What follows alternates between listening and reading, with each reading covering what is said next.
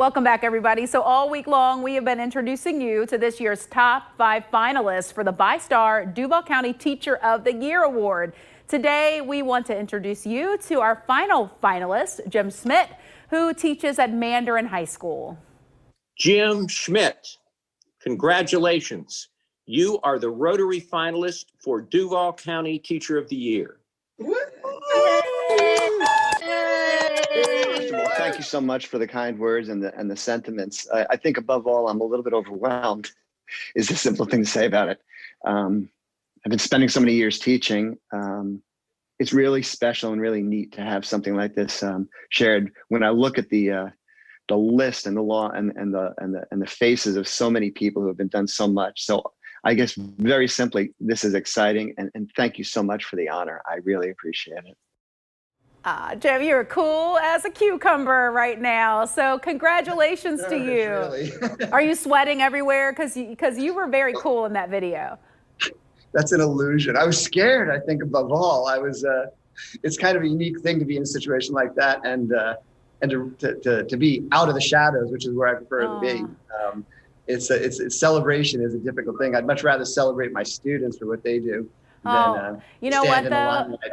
I love that you're selfless, but sometimes it is about you, and today it is. So just take these 3 minutes, absorb it, because you teach history and global perspectives, and Yes. Boy, has it been quite the year. A lot of historic events that give this relevance. So can you talk about how you bring that into the classroom?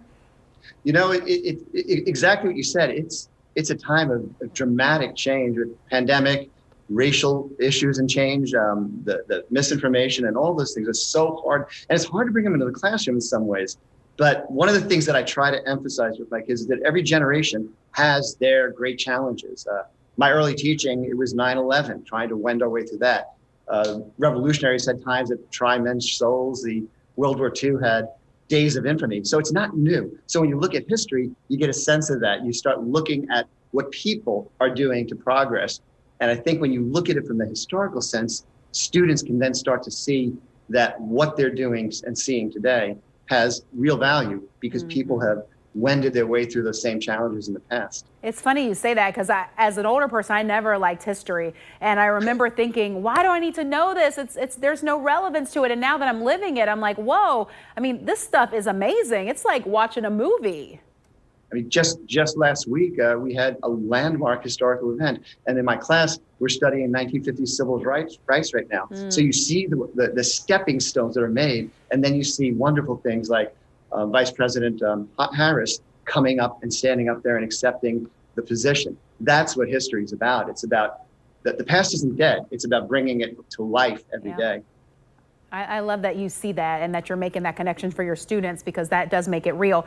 You work with students 2 years in a row, which I love because it allows you to develop that relationship and then even make it better. They call it looping. So talk about how you really kind of maintain those relationships even over the summer. And then how do you let them go when they're moving on?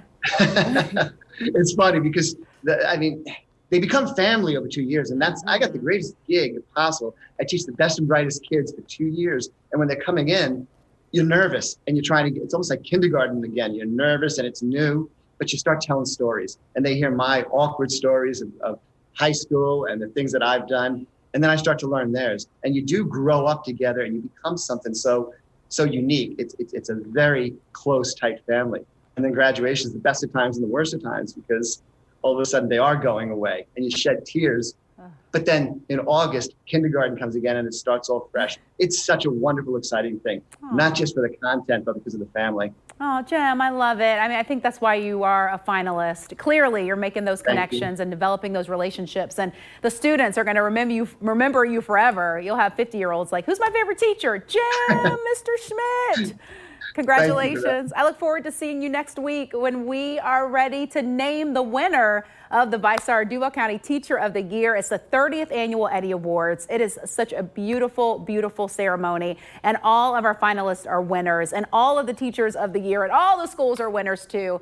So that is Wednesday, January 27th at 12:30 in the afternoon. It will be live and we're going to announce the winner live. So expect a lot of tears. Grab your tissues. You'll see that on news4jax.com. We'll be back after the break.